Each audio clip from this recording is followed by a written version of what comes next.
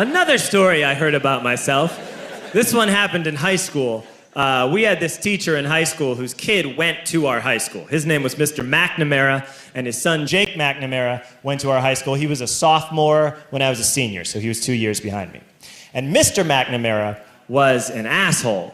And one weekend, he and his wife decided to leave town, which you should never do if you're an asshole. And Jake McNamara decided to throw a party at the teacher's house. Hooray! And everyone around town heard about it, and we all got up individually and thought, okay, let's go over there and destroy the place. I walked into this party, everyone I had ever met was there, and everyone was drinking like it was the end of the world. People were drinking like it was the Civil War and a doctor was coming to saw our legs off. It was totally unsupervised. We were like dogs without horses. We were running wild. I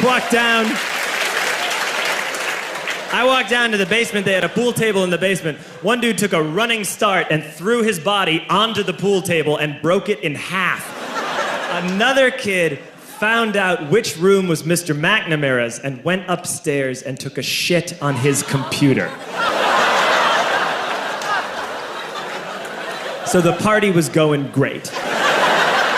I'm standing in the basement and I'm holding a red cup. You've seen movies. And I'm standing there and I'm holding a red cup and I'm starting to black out. And I guess someone said like, something police. And in a brilliant moment of word association, I yelled, fuck the police! Fuck the police! And everyone else joined in. 100 drunk white children yelling, fuck the police. With the confidence of guys who have like already been to jail and aren't afraid of it anymore. You know, that like, I serve my nickel, you come and take me confidence. But white children. The reason someone had said something police was because the police were there. So a Chicago police officer walked down the stairs and got to the bottom in the basement and looked out over a sea of drunk toddlers yelling, fuck the police, in his face. And he was almost impressed. He was like, wow. And then leaned into his walkie-talkie and went, get the paddy wagon. And my friend John, who is now a father, this man now has a baby, he grabbed a 40, smashed it on the ground, and yelled, scatter! And everyone ran in a different direction. We all ran in different directions. It was like that scene in Ratatouille when the humans come in the kitchen and all the rats go in different ways. We all ran in different directions. I ran into the laundry room and I jumped up on the washing machine and I crawled out through a window into the backyard, and now I'm running through the backyard and there was this big chain link fence and I thought, I've never climbed a fence that high before. And then I woke up at home.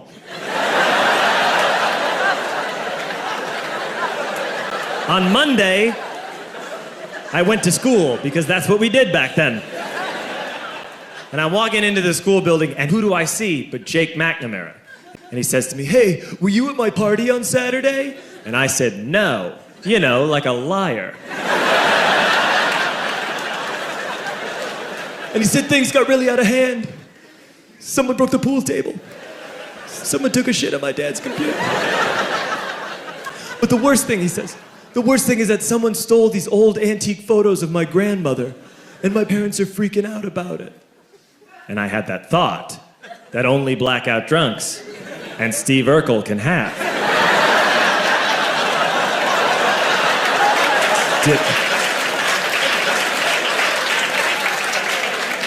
Did I do that? I figured, no, I wouldn't have done that. But I was never sure. 2 years later. Relax. I'm playing video games with this kid named Alex that we also went to high school with. 2 years later, we've graduated by now. We're playing video games for a couple hours. And then Alex says to me, hey, come here, I want to show you something. And he takes me into his bedroom. And then he takes me into a side room off of his bedroom. Never a good thing to have.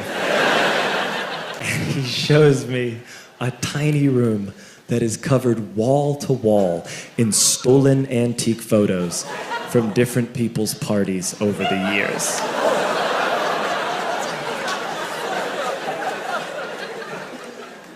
said, why? Why do you do this?